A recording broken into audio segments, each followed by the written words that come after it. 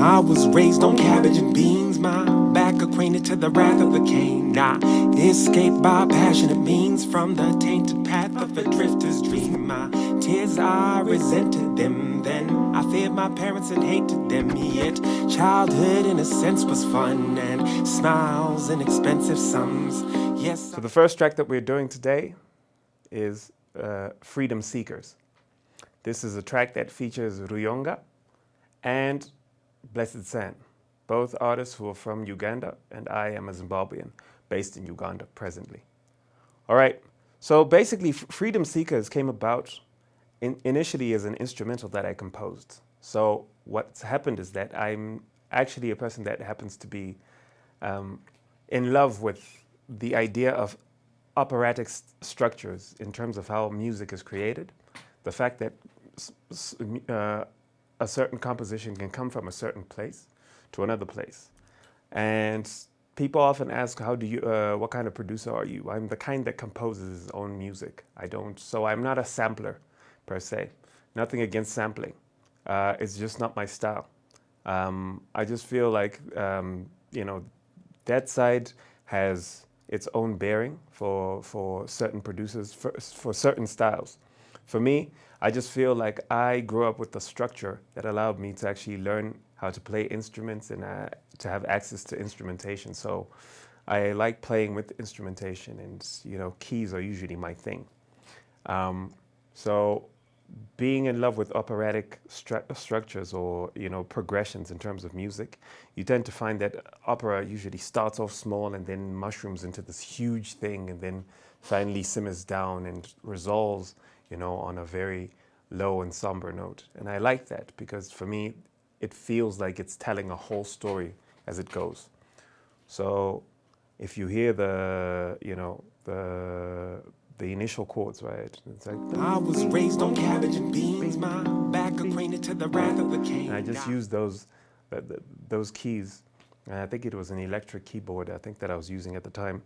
And basically, when you start off and you're saying, I was raised on cabbage and beans, my back acquainted to the wrath of the king, I like the way that production was working because it starts off with this very low, ominous, note about it, and then goes into this rolling of drums, and it's just boom, you're into it. And it's gadanta, gadanta, gadanta, it's got a boom bap quality to it, which is what I liked. So it takes in a lot of wind instruments, a lot of string instruments, some bass in it, and obviously the electronic side of it is a bit present. So I just wanted to be this thing that kind of grew and grew and grew until it just reached the point whereby it was resolved on this note whereby, okay, you come to a realization. The initial line, right, the opening line is, I was raised on cabbage and beans, my back acquainted to the wrath of the cane. I escaped by passionate means from the tainted path of a drifter's dream, right? Cabbage and beans for me represented the most boring form of diet, right? When you're a child, you think that the days that we had pizza were special, right? Because you think this is the greatest food on planet Earth, right? Only because it's new to your palate, it's advertised to you in a certain way. We're gullible, we're easily consumed by all of this. The irony of it is that all this fast food is being pushed out of the first world and being brought into Africa, right? Meanwhile, our own food has always been great. We were good on cabbage and beans, like right now, as we say in Uganda, I'd murder for some katogo in the morning every time, just to have that healthy food and, the stuff that's not necessarily deep fried and all of that and mass produced and, it's just organic, as they call it. For us, it was just food, And so when I say I was raised on cabbage and beans, what I'm saying is, back in the day, for me, cabbage and beans was a pain. It was a labor. It was just like, oh man, we're having cabbage today again. Ugh, cabbage and beans. Ugh, you're right.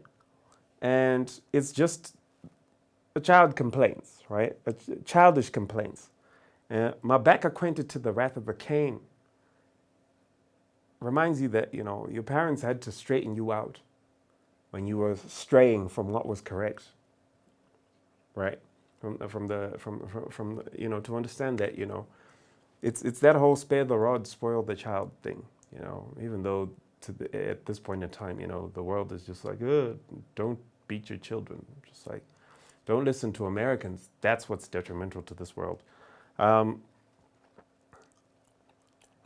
My tears, I resented them then. I feared my parents and hated them. Yet, childhood in a sense was fun.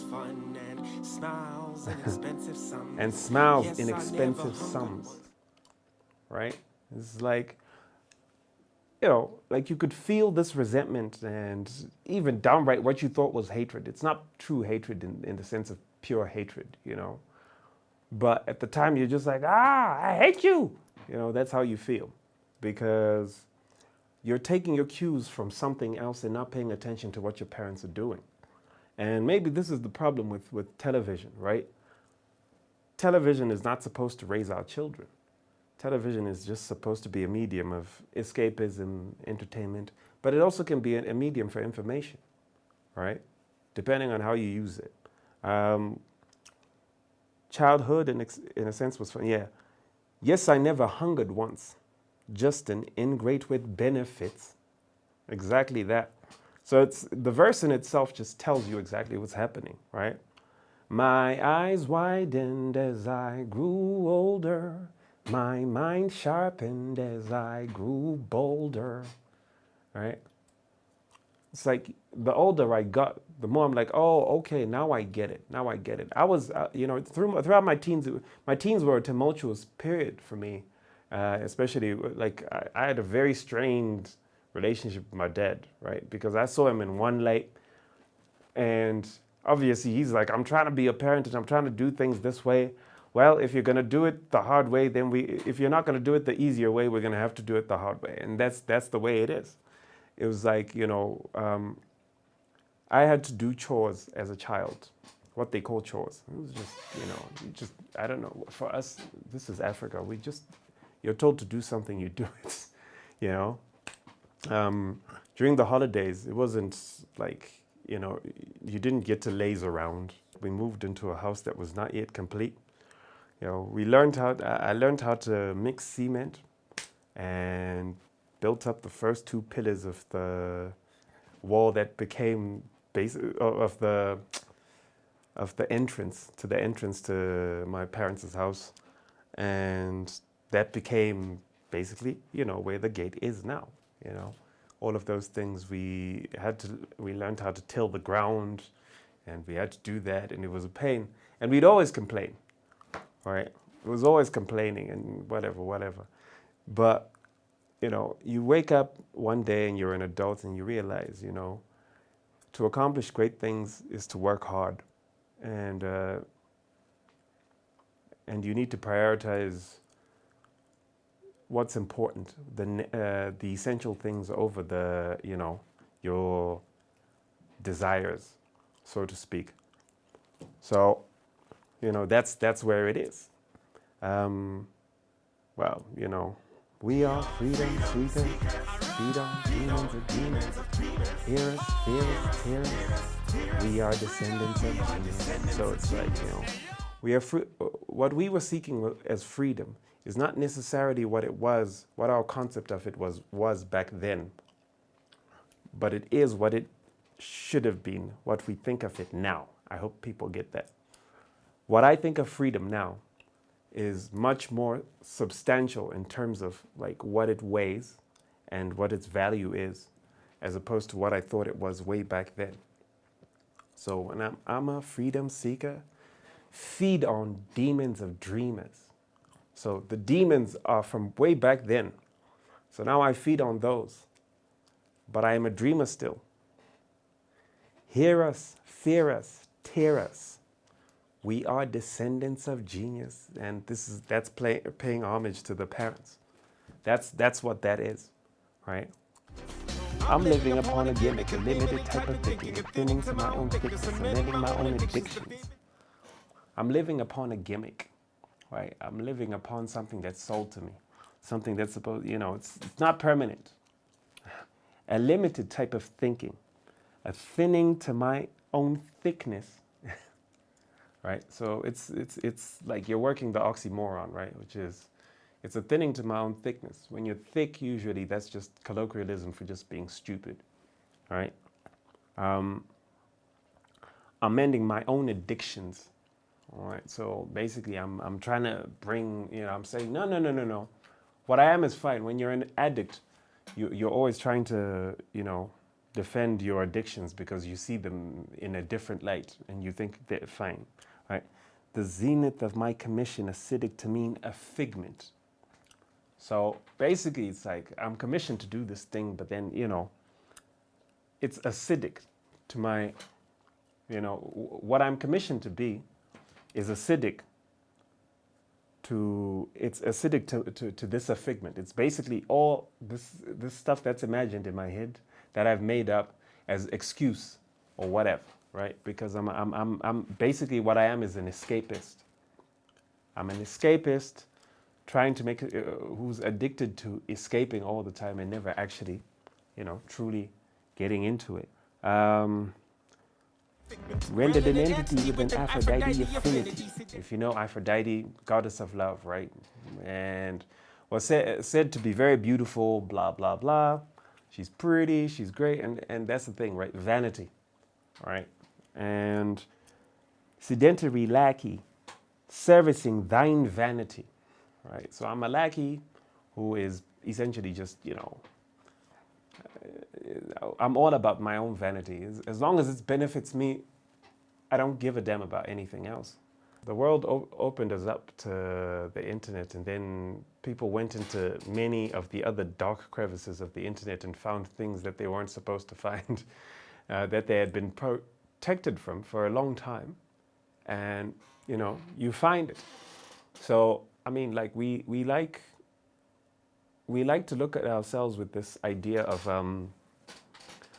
black is beautiful, right? That's what we say all the time. The irony of it is that black people, we always like, hiding behind those platitudes, right? Black is beautiful. Black is beautiful. What about black is beautiful? I'm not talking from the perspective of self-hate or self-distaste or, saying, oh no, white people are correct. I'm not trying to say that. What I'm trying to say is that the most important thing is that we actually need to work on what it is that makes us beautiful in order to be beautiful before we can claim beautiful. You can't just be like, yo, I'm born out of the gate, I'm beautiful. There are people who are black that do ugly things, that ride on the coattails of being black. And then they're just incorporated in the same story all the time. Is that right? Like, am I supposed to go and work hard on this, on me, and become a great black man, and then somebody comes and literally, can assassinate me? The people that shot, usually it's usually your own people, right? That shoot you down when you're doing great things, when you're trying to strive to do something correct. Whether it's Bob Marley, whether it's Martin Luther King, we can keep going, It's usually your own people that are either they can be used by whatever powers they be or entities in order to kill somebody and gain some money. And it's all usually over money, right? And then the irony is that we glorify money to a point whereby, we're just like, money is everything. And, even the fact that, I've seen guys, even on the Zim Celebs, I saw guys some artists being asked, yo man, so how much do you make per show? I'm like, why would I even answer that question? Like, are you trying to invite a target to be literally on your back? Why on earth does anybody need to know how much you earn per show? This is your job. Your job is not to tell people disclose what you make. You're not, I don't understand artists who want to sell lifestyle. Or maybe maybe that's the difference. Artists don't sell the lifestyle. You're just, you're an artist. You do more to, you're a curator of culture, a custodian of culture, and probably a person who, who's, mirroring society unto itself. So yeah, it's those things that I notice that are in society.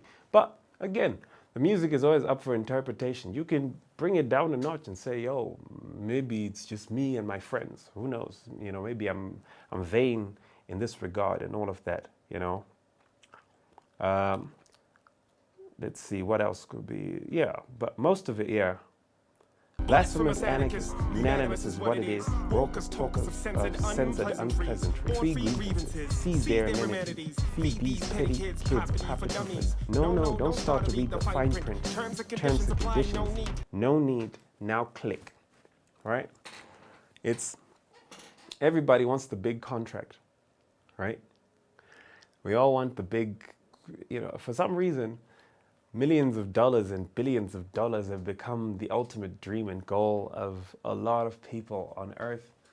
And it seems that my brothers and sisters do not have a concept of resources and understanding that resources are finite on planet Earth.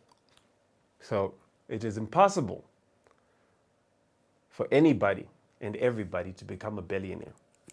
Because if we all became billionaires, then we'd all just be the same.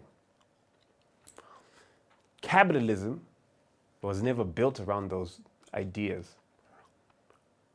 Colonialism was never built around those ideas. Slavery was not built around those ideas. The current state of things as they stand right now, the fact that Africans are still learning in an archaic system, is the fact that we are still living in an archaic system that will not change for us. The legislation of any laws is not done to empower people. It's done to keep those who are at the top and well clear, and keep those at the bottom right where they are.